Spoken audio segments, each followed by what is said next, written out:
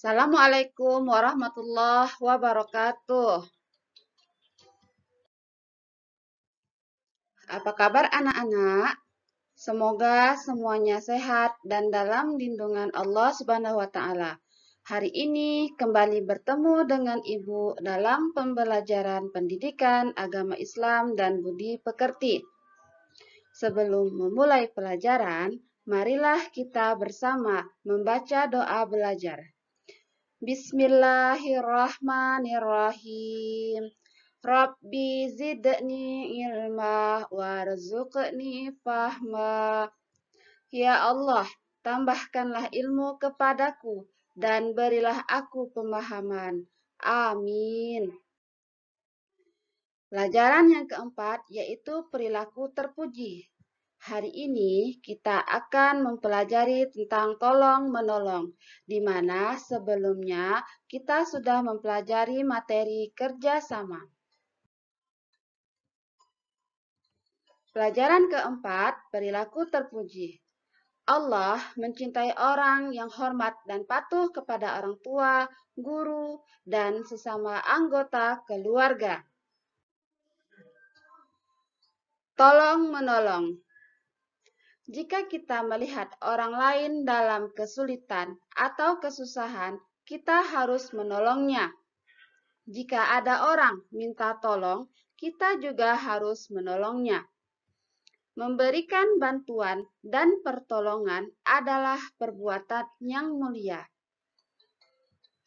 Kita harus memiliki sikap tolong-menolong dalam kebaikan dan takwa.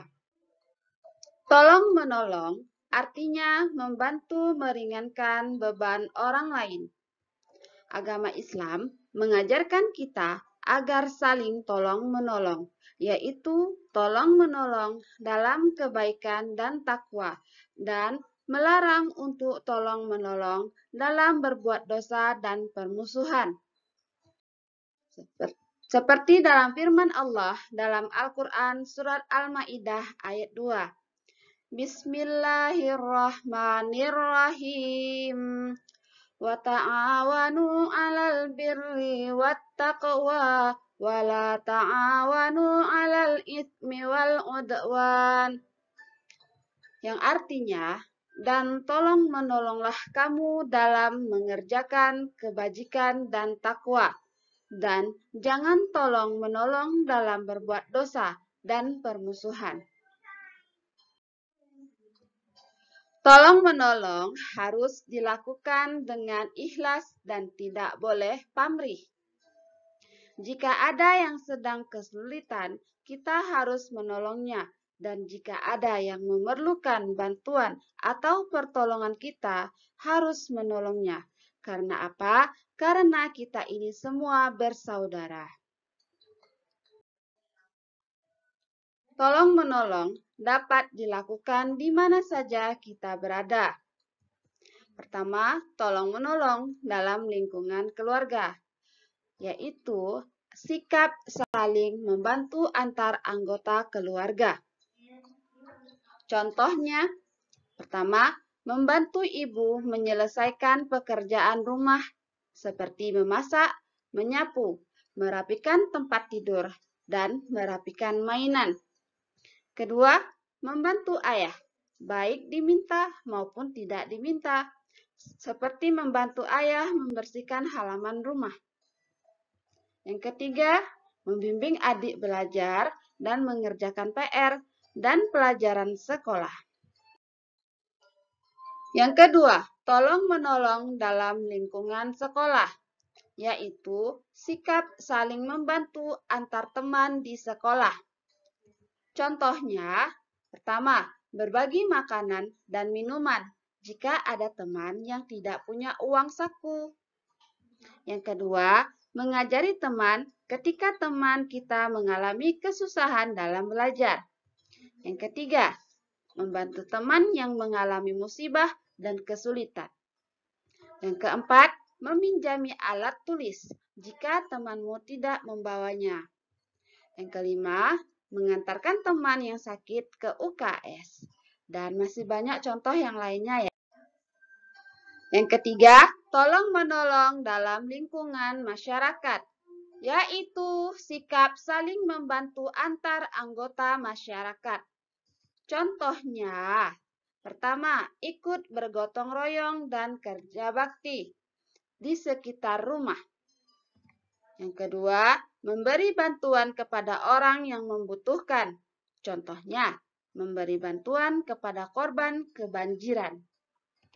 Yang ketiga, menolong tetangga kita ketika terkena musibah, seperti menjenguk ketika sakit dan melayat ketika ada yang meninggal dunia. Yang keempat, membantu orang menyeberang jalan. Dan contoh yang lainnya dalam lingkungan masyarakat. Dalam lingkungan keluarga, sekolah, dan masyarakat, kita harus saling tolong-menolong, meskipun berbeda agama dan suku bangsa. Karena manusia tidak bisa hidup sendiri. Manusia membutuhkan orang lain. Dalam membantu, tidaklah harus berupa harta, akan tetapi bisa dengan tenaga dan waktu. Manfaat tolong-menolong.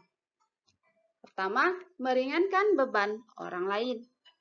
Yang kedua, menunjukkan kebersamaan. Yang ketiga, mempererat tali persaudaraan. Yang keempat, mempunyai banyak teman. Yang kelima, mendapat pahala dari Allah Subhanahu wa Ta'ala.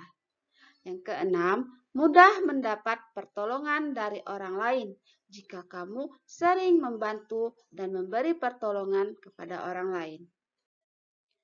Nah, sekarang tugas yang harus kamu kerjakan di rumah bersama orang tuamu.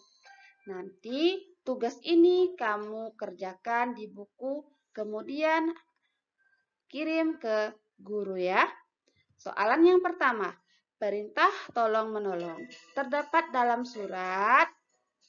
Yang kedua, kita dilarang tolong-menolong dalam perbuatan. Yang ketiga, jika tidak mampu menolong dengan harta, maka kita menolong dengan. Yang keempat, contoh tolong-menolong dalam lingkungan keluarga adalah paling sedikit kamu sebutkan 3 ya.